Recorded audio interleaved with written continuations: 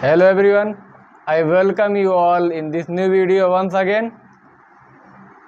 मैं आप सबका एक बार फिर से एक नए वीडियो में एक नए टॉपिक के साथ स्वागत करता हूं। जैसा कि हमने बात किया था अपनी पिछली वीडियो में कि मैं जो ट्रेंडिंग नेशनल इश्यूज होंगे, जो लीगल इश्यूज होंगे, उस पर भी डिस्कशन करूंगा। उसके साथ साथ जो हमारे देश के कुछ इम्पोर्टेंट बेयर एक्ट्स हैं जो उस पर भी डिस्कशन करूंगा। उसी सिलसिले में हम ये सोच रहे हैं कि एक जो अभी नए क्रिमिनल लॉज अमेंड हुए हैं, जो इनेक्ट किए गए हैं, उस पर भी डिस्कशन किया जाए।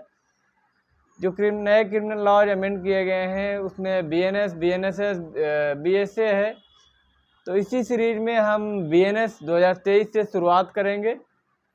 सबसे पहले हम बीएनएस 2023 से शुरुआत करेंगे और इसके इंट्रोडक्टिव पार्ट पर बात करेंगे, यानी बीएनएस 2023 कब अमेंड किया गया और ये कभी में इनेक्ट किया गया।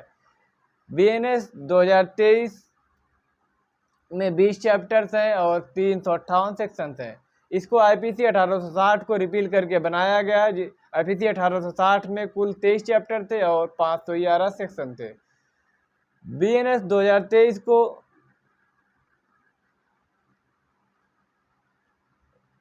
लोकसभा में इंट्रोड्यूस किया गया 11 अगस्त 2023 में।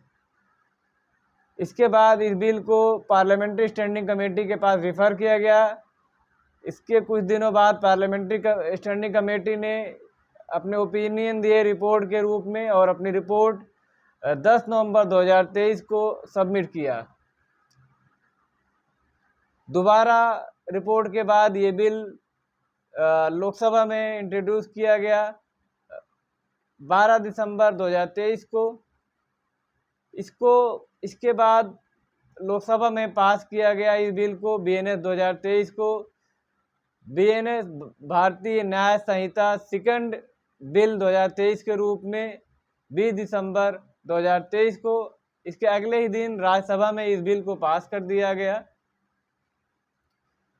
25 दिसंबर 2023 को इस बिल को प्रेसिडेंट के द्वारा सहमति प्रदान की जाती है, यानी कि एसेंट दिया जाता है और ये बिल उसी दिन नोटिफाई कर दिया जाता है। लेकिन कुछ रीजन से या प्रोटेस्ट की वजह से इस बिल को उस दिन लागू नहीं किया गया, यानी कि पूरे देश में इनेक्ट नहीं किया गया। इस पर कुछ समय लिया गया। आखिरकार 1 जुलाई 2024 को इस बिल को पूरे देश में इनेक्ट कर दिया गया। लेकिन सिर्फ एक सेक्शन जो कि ड्राइवर से रिलेटेड था, जिसमें उनके पनिशमेंट के बारे में बात किया गया था। हिट एंड रन केस में उनको एक पनिशमेंट का उनसे रिलेटेड एक पनिशमेंट का प्रावधान किया गया था, जो